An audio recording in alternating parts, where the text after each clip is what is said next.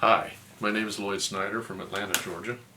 The video you're about to see, I just want to make some disclaimers about it.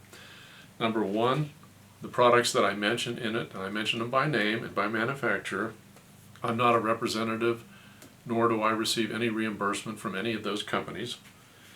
All products that I'm demonstrating are purchased by me at retail price, and I don't get any benefit from the companies that I mention. I don't endorse the products, but I do use them, and I will give you my honest opinion of what I like about them and what I don't like about them. And it is just that, it is just an opinion. However, all of the products in the videos I do use. So if I find something I don't like about it, it hasn't stopped me from using them. Thank you and enjoy the video. Hi, this is Lloyd Snyder again from Atlanta, Georgia, and I want to talk today about several things. I think on my list I've got 6 things that make my life a little bit easier in the shop, and I thought I would just share it with you. Now, first of all, I want to talk about the table saw cover. Probably, if you've been woodworking for a while, you've probably seen these magnetic covers. They're advertised in a lot of the magazines. They are great, and if you're like me, you never have enough workbenches, so your saw stop becomes a workbench every now and then. But I don't like to get anything like glue or anything on my table saw because it's about 4 years old, maybe 5 years old now, and it's still in pristine condition because I take very good care of it. So I do my glue ups and stuff with little things here, and what I'd like to say is that although this is a great product, and I do use it quite a bit, what I don't like about it is the way that first of all, it's magnetic. So if there's any iron filings get attached to it, it will be attached to the saw table itself. So it's all, and also the other thing is it's hard to move around and get it into position. Before we turned the cameras on, I put this thing in position, and it takes a few minutes of wiggling around because it does want to stick to the table saw stop. That's what it's made to do, and it is very good for what it does. But I want to show you something that I've discovered, and I think you can probably find it yourself, and that is a plastic known as Marley, which comes from the stage. And you can get this stuff probably for free if you know a ballerina, because this is what ballerinas dance on. This is what the stage is covered in, this is what their studios are covered in. And usually you'll find out that they've got some of this stuff that, as you can see, it's in pretty bad shape for dancing. It's actually pretty good looking on that side. But for protecting the table saw top, they're fantastic. This piece right here I cut for my lathe for when I'm doing finish work on the lathe, and I don't want super glue or shellac or anything getting on the bed of my lathe. So I got another piece that was big enough to put on the table saw, and the easy thing about this is you can just slide it around all you want. And while that could pose a little bit of a problem, I've got a solution for that too. And we'll be getting to these things in a little while. I usually put a couple, sorry to put my back to the camera, I park a couple of those on there, and I'm good to go. If I need more support, I can anchor it down like that. So we're going to get to those in just a minute. But that's just something that you can get. It's generally going to be free because it's picked up off the floor and it's replaced every year or two. So usually a ballet company can get you some of this stuff, and generally speaking, they're probably throwing it away. So that's something you can keep in mind to cover your table saw. Now, for the rest of this, I'm going to probably just leave this on here because I'm going to be using the top here. Hi, my second thing today that I'd like to talk about is the mag switches. And I don't know if Mag Switch is the only one that makes these. I don't think they are, but they're relatively inexpensive. I say relatively because they do have a bit of price to them. And as I showed you a minute ago, I use them for all kinds. I made these little blocks. You can get on Amazon for, there's 3 ways you can buy it, and 2 ways don't make any sense. You can pay $27 a piece for them with $3 shipping, so 30 bucks for one of these. So one is never enough, so 2 is going to cost you $60. Or you can order a package of 2 with free shipping for $64. That's what the part that doesn't make any sense. 2 of them are going to cost you $60 if you buy one at a time and pay $3 shipping. And 2 of them with free shipping are going to cost you $64. So that doesn't make any sense. However, they also offer what's known as a little starter kit, where you get 2 of these and you get the 30 millimeter Forstner bit that drills the hole so you can make all the jigs you want. I've got 2 more of these, another pair of these on the way, because I'm going to make some more jigs. And it's easy to switch from jig to jig because they're just screwed in with 2 screws. And these are the 95-pound ones, I believe. They're either the 95 or the 65-pound ones. And when they're on the Marley, they don't hold quite as well. I can pull them off, but it's difficult. When they're on the saw itself, directly on the cast iron bed, they're very difficult to get off. And if you need heavier ones, they go 150 pounds up to, I don't know, sky's the limit on them probably. But the great thing about these is that you can maneuver them around just by switching them off, putting them down anywhere you want. And along that line, these were made by Rigid. I don't really care who made them. I use a lot of feather boards, and these are the same thing. They have 2 of the mag-like switches in them. They look actually identical. And to me, I can't have enough feather boards. And the great thing about them is, if you can focus the camera down here, Alex, I keep them right on my saw at all times, so that they're real handy. Oops. And you can just lock them on right there, and they're ready to go. That is another very useful product for the shop, and I love those things. And that's about it for the mag switches. Hi, this is the 3rd thing that I'm going to talk about today is rare earth magnet hooks. Again, they're available on Amazon or virtually anywhere online, and I use them all over the shop. I'm trying to find a place where they're hooked. Right here, if you notice on my lathe, I turn a lot of bottle stoppers, and so I have several bottle stopper mandrels, and I can never find them.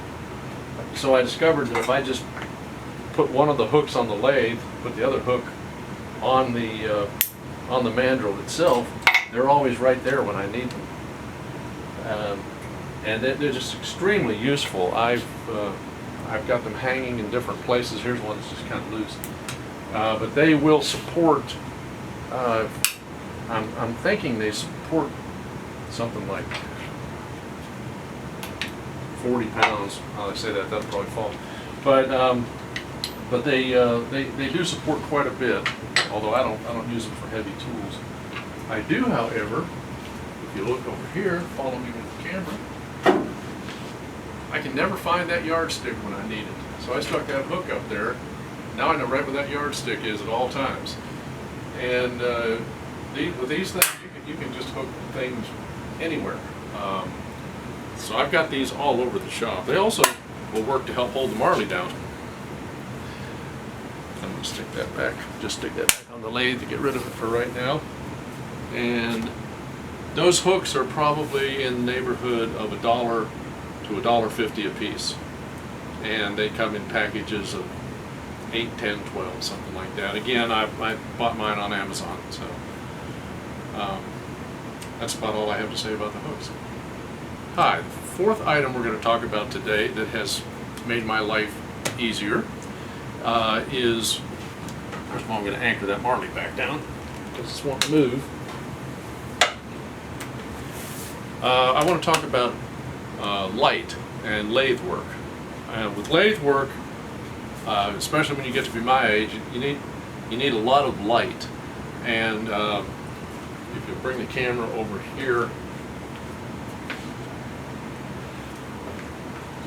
I use an 1836 Laguna, and I also use a midi lathe. So I need a lot of light. You can see I've got quite a bit of light on this lathe. I'd light them up. And they're not always in the position that they're in right now because these are lights that have mag switches in them. If I take this one loose, I can take it and put it anywhere. I can stick it on a bed of the lathe if I wanted to and just use the mag switch. The big advantage to these is actually not only the brightness of them, because they are bright, and the fact that they're goosenecks and you can aim them anywhere you want.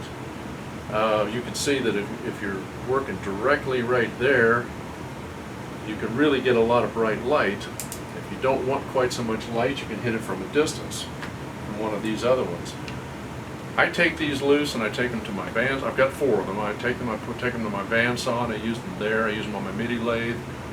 I rarely use them on a table saw, but and they won't stick to anything on my CNC machine because it's all aluminum. So basically they're used on my lathe and my midi lathe and the 2 bandsaws. Biggest advantage to these is the Laguna makes a great light that mounts right back here. If I take this one loose, you'll see the mount for the Laguna light is right there. That platform is already pre-drilled for the Laguna lights, and believe me, I don't always have it wired this way. My lathe is 90 degrees to where it usually is for this filming. Actually, for the film we're going to do after this. And the advantage to the Laguna lights is that the lathe is made to accept them. It's pre-drilled, they're ready to go. They are adjustable, they turn on individually. However, they're very expensive. The 2 of them combined are $300. These are about 60 bucks a piece.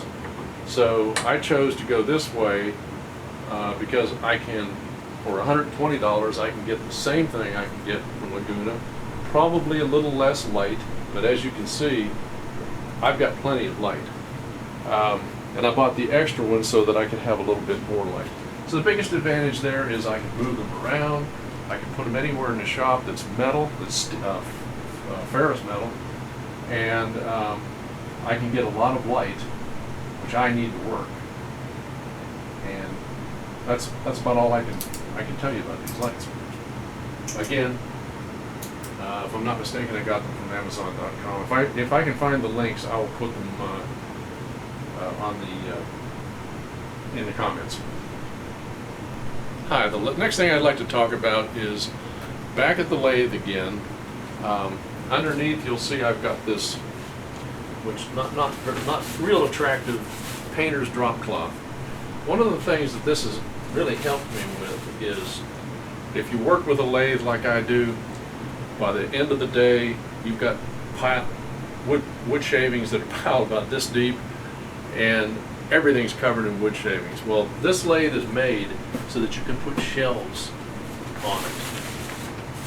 And I have got 3 different shelves on it with a lot of my accessories. So every day I would have to vacuum and move those accessories to get my lathe cleaned. I clean it after every use. So the one thing I wanted to point out is for very little money, you can just drape this over it. Most of the shavings just fall down, and with a little shake, or if I have to, usually this stuff isn't on it. Usually I'll just carefully take it off and all the shavings fall to the floor. They don't hit the shelves. Another cheap trick you can do in the shop to make your life a little bit easier. And lastly, a big wrench. This is a 20-inch crescent wrench, and believe me, it is heavy. One thing I discovered when I got this lathe, my previous lathe had the smaller. It didn't have the inch and a quarter, or is it inch and an eighth? Anyway, it's bigger than an inch. I use a lot of reducers for some of the stuff that I had purchased with my MIDI lathes, and a lot of them still have the smaller, especially these mandrels are going to go on a 1" by 8 adapter. They're not going to fit on the full size lathe adapter. So the adapters are readily available, which you can see right here, that adapts it down. Two things I've learned about this is, number one, when they give you this little yellow thing, put it on there, because that really helps you get this back off again. Once it's on there, after doing some lathe work, it becomes pretty tight on there. And they put these flat spots on there on all of them. I've got a couple of these from different manufacturers, and I thought, well, I'm home safe because I've got a 20-inch crescent wrench. Problem is, that 20-inch crescent wrench does not fit the slot. It rides over the round part back here or the round part up here. I could not get that off with that 20-inch wrench. So one day I was at Northern Tool and I found a wrench. Best part of that wrench is it's very narrow in this direction. Now, the wrench states that it's an 1 3/4 opening. So, an 1 3/4, I took a chance on it. An 1 3/4 will not fit. So I got home after buying this, very cheap. I think it was $12. But 1 1/4 wouldn't fit. However, it actually goes open about another 1/8 of an inch. So it's actually way big enough to get it on there. So for $12, that's going to stay with my lathe. I don't know how good a crescent wrench it is. It looks pretty decent, but for that price, when this thing gets stuck on there, it's worth it. And that's about all I have for today. Like I said, I don't have any. I'm going to walk over in front of the other camera for a few minutes. I don't have any financial incentive to endorse any of these products. I'm just telling you what makes my life a little bit easier. And the next video that we do, we're going to do a little bit of a lathe tool comparison. So we're going to move on to that pretty shortly here. Other than that, I'll just have to say goodbye from Atlanta, Georgia. Support our troops, and God bless America. Thank you.